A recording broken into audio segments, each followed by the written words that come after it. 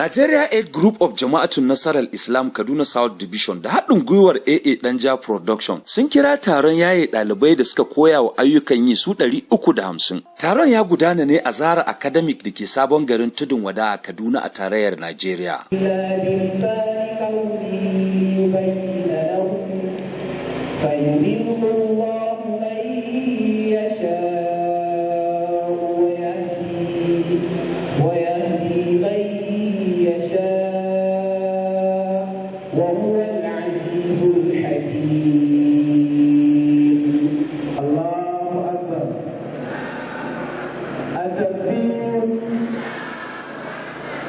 Wannan kungiyoyi sun yi namijin kokarin koya wa ɗaliban yadda ake yin kek da yadda ake turare da yadda ake yin makeup da dai sauransu. Mun ji ta bakin ɗaya daga cikin ɗaliban da suka amfana da wannan koyarwar da aka yi musu. Ga dai abin da take cewa. Askallo za su ji cikakken suna. To ke me a cikin wannan?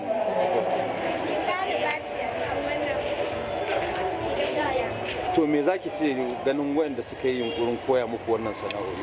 Gaskiya sun taimaka sosai, mun gode ƙwarai da gaske, Allah ya saka musu da gidan aljanna, kuma Allah ya ba mu ikon koyar da wasu.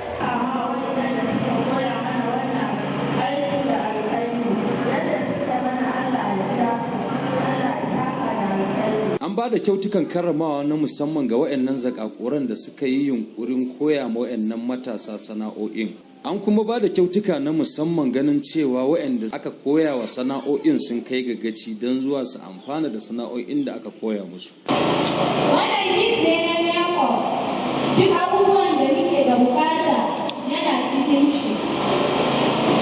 Komai da komai da za mu yi mutane kwalliya don ku dogara da kanmu.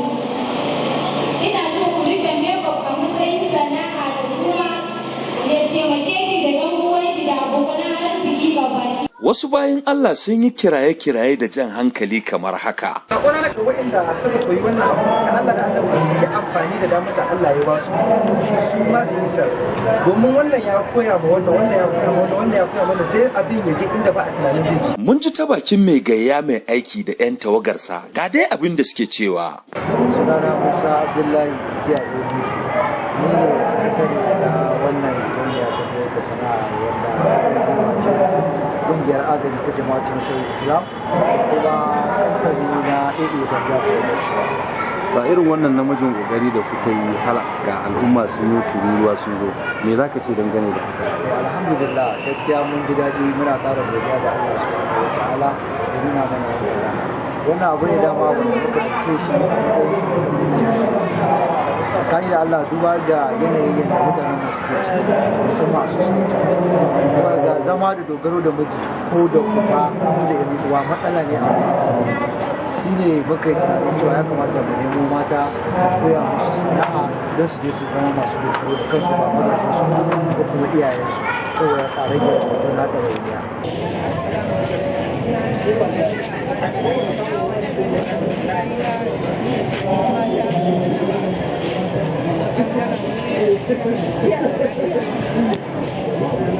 To me za ki ce dangane da wannan yunkuri da aka yi na koya mata sana'a? Zan ce da wannan koya ma ɗalibai da aka yi wannan sana'o'i, Allah ya sa su amfana da shi. Yadda aka koyar da su yana aji zama na ya ci gaba yadda inda ake. Allah ya sa wannan sun yi masarari da farawa. Sunana Zaituna Abdulrashid. Ke menene a cikin wannan? Ina da ɗaya daga cikin shugabanni na wannan gidan. Wanda suka koyar da wannan sana'a? Mun koyar da catering ne, ma'ana aikin abinci, snacks da sauran abubuwa. Ok, to me za ki ce ganin kun koya musu, ganin su ma sun ci amfanin wannan abin da ka koya musu? To ina fata za su yi amfani da abin da muka koya musu, su mai da hankali akan abin da muka koya musu kuma su koyar da wasu. Ganin ku kanku da kuka koyar musu kuna cin amfanin sa yasa ke nuni gare su da su rike sosai.